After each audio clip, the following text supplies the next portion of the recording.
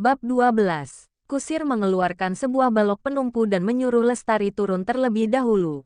Kemudian, dia baru memapah Wira untuk turun dari kereta. Danu dan Sony mengeluarkan 2 kotak cendana dari dalam kereta.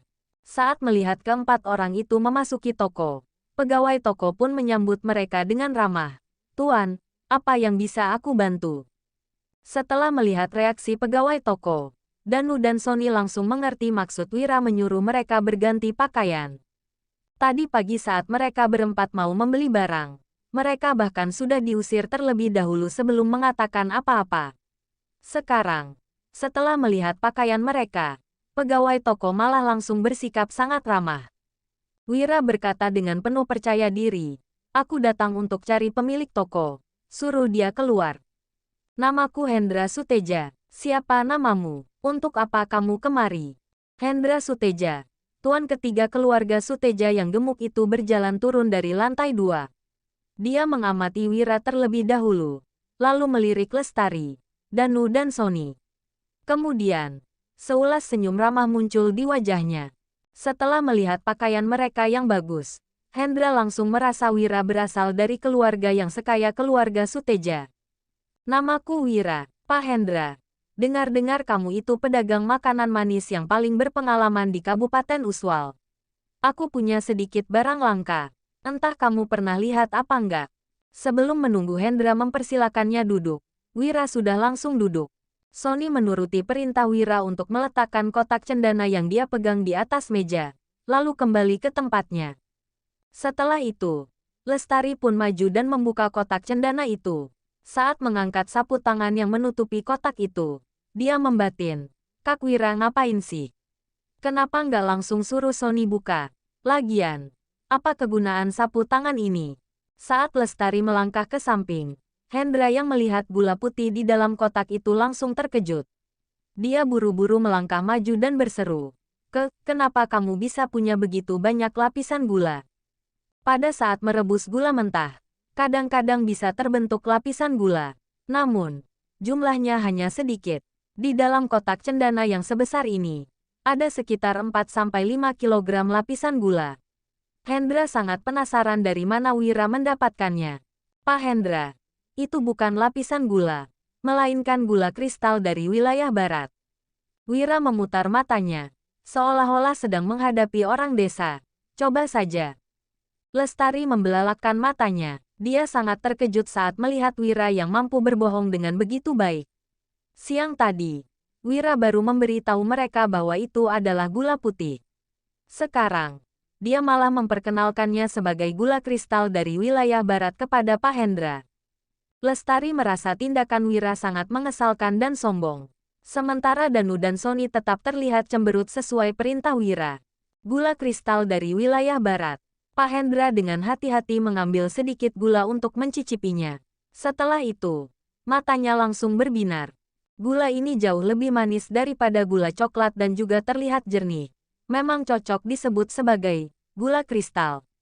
Jika ada yang bisa memasok gula kristal untuk Hendra, dia bisa menjadi pedagang gula terbesar di Provinsi Jawali. Meskipun sangat menginginkannya, Hendra tetap berkata dengan tenang, "Apa kamu membawa gula kristal ini ke toko gula keluarga Suteja supaya aku bisa membantumu menjualnya? Tapi ini masih belum akhir tahun. Bisnis gula masih belum begitu lancar." Dari pengalaman berdagangnya selama ini, Hendra tahu bahwa dia tidak boleh bersikap terlalu antusias meskipun sangat menginginkan sesuatu. Jika tidak, penjual akan menaikkan harganya. Sebaiknya dia berpura-pura untuk tidak menginginkannya. Jadi, orang lain yang akan memohon padanya. Dengan begitu, dia bisa mendapatkan keuntungan besar. "Pak Hendra, bukan begitu. Aku cuma datang buat tanya harga. Lalu aku masih mau pergi tanya pada Pak Saul. Abis pulang ke kota pusat pemerintahan, aku baru bakal buat keputusan." Wira membuka kipasnya, lalu bangkit. "Kalau Pak Hendra nggak mau, aku pamit dulu. Ayo, kita pergi ke toko gula keluarga Wibowo." Saat melihat sandiwara Wira, Lestari pun tersenyum kecil. Dia merasa akting Wira sangat bagus. Jelas-jelas dia berasal dari Dusun Darmadi, tetapi malah mengatakan bahwa dirinya berasal dari kota pusat pemerintahan. Lagi pula, Sekarang dia punya utang 40.000 gabak dan harus segera menjual gula agar bisa bayar utang. Namun, dia malah bertindak seolah-olah tidak mau menjualnya. Sementara Hendra, dia jelas-jelas sangat menginginkan gula ini, tetapi malah berpura-pura tidak menginginkannya. Mereka berdua sama liciknya. Setelah mendengar ucapan Wira, Sony buru-buru maju dan menutup kotak cendana. Kemudian, dia mengangkat kotak itu dan bersiap-siap untuk pergi. Sebelum datang, Wira sudah berpesan kepada mereka untuk langsung mengikuti apapun perintahnya. Haish, Wira, aku toh nggak bilang nggak mau. Hendra langsung menahan Wira dan berkata, aku bakal beli gula kristal ini 1.000 gabak per setengah kilo. Keluarga Wibowo juga menjual gula. Jika mereka mendapatkan gula kristal ini, bisnis mereka pasti menjadi jauh lebih baik daripada bisnis keluarga Suteja. Setelah mendengar ucapan Hendra, Lestari mendengus dalam hati. Tadi, dia yang mengestimasikan harga itu. Ternyata gula ini memang bisa terjual dengan harga setinggi itu. 1.000 gabak. Wira melirik Hendra dengan tatapan merendahkan. Lalu berkata dengan cemberut, minggir. Wira, aku salah. Gimana kalau 1.500 gabak? Enggak, gimana kalau 2.500 gabak? Hendra tersenyum sambil menaikkan harga. Saat melihat Wira masih tidak memedulikannya dan hendak pergi, dia pun berseru, baik, Wira. Aku nggak bakal dapat keuntungan. Anggap saja kita berteman. Aku kasih 3.000 gabak per setengah kilo. Lestari memandang kejadian ini dengan gugup. Dia berharap Wira langsung setuju karena 3.000 gabak sudah lebih tinggi 3 kali lipat dari perkiraannya. Danu dan Sony juga sedikit lemas setelah mendengar harganya.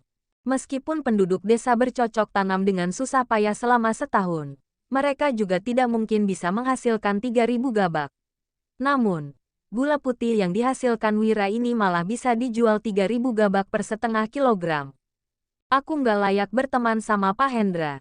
Aku pamit dulu. Wira tersenyum dingin, lalu lanjut berjalan keluar. Wira, gimana pun juga, ini cuman makanan. Harga 3.000 gabak sudah sangat tinggi. Baiklah, aku nggak masalah rugi dikit. Gimana kalau 4.000 gabak? Hendra menaikkan harga lagi. Namun, saat melihat Wira yang tetap tidak menghiraukannya, dia pun berkata dengan kesal, Wira, gimana kalau 5.000 gabak? Ini harga tertinggi yang bisa aku kasih. Kalau kamu masih nggak setuju, pergi saja ke toko gula keluarga Wibowo. Lihat berapa harga yang bisa mereka kasih. Lestari, Danu dan Sony sudah tercengang. Kali ini, Wira juga menghentikan langkahnya. Hendra mengira Wira sudah setuju. Dia pun mengeluh. Wira, meski gula kristal memang langka, gimana pun juga itu cuman makanan. Harga 5.000 gabak sudah sangat tinggi. Namun, Wira malah mencibir. Pak Hendra, kukira kamu itu pedagang paling berwawasan di Kabupaten Uswal. Tapi setelah dengar kata-katamu itu, sepertinya aku sudah salah. Hendra menghela napas. Wira, aku tahu kamu masih pengin harga yang lebih tinggi. Tapi gimana pun juga, itu cuman gula. Memangnya bisa dijual seberapa mahal? Bahkan pemimpin kabupaten juga belum tentu sanggup makan gula yang harganya 5.000 gabak per setengah kilo. Lestari menatap Wira dengan cemas. Dia benar-benar ingin mewakili Wira untuk setuju. Namun, Wira mencibir lagi. Pak Hendra, siapa yang bilang kalau gula kristal ini untuk dimakan? Hendra pun kebingungan. Wira, memangnya gula bisa digunakan untuk apa lagi selain dimakan? Lestari, Danu dan Sony juga terkejut dan mempunyai pertanyaan yang sama. Wira berkata sambil tersenyum sinis.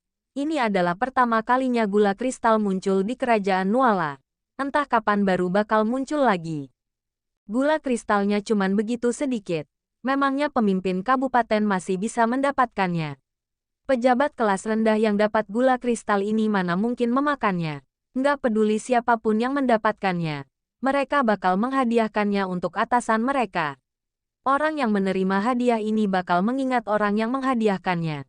Sebab, ini adalah barang langka yang belum ada sebelumnya. Aku sudah begitu terus terang. Apa Pak Hendra masih mau pura-pura bodoh? Wira tidak percaya pedagang berpengalaman ini tidak mengetahui seberapa berharganya barang langka seperti gula putih. Setelah maksud hatinya dibongkar Wira, Hendra pun berkata sambil tersenyum. Aku benar-benar nggak pura-pura bodoh. Tapi, aku benar-benar nggak tahu cara jualnya tadi. Berhubung kamu sudah menjelaskannya, aku sudah tersadar. Aku nggak buka harga lagi deh. Kamu saja yang bilang mau jual berapa. Wira langsung berkata dengan lugas. Setengah kilo 30.000 gabak. Lestari, Sony dan Danu langsung tercengang. Sepakat, Hendra menyetujuinya tanpa ragu. Kemudian, dia langsung pergi mengambil uangnya. Setelah Hendra pergi, Wira pun menghela napas. Haish, harga yang kubuka masih terlalu rendah. Setelah mendengar ucapan Wira, Lestari sangat ingin langsung memaki kakak sepupunya itu.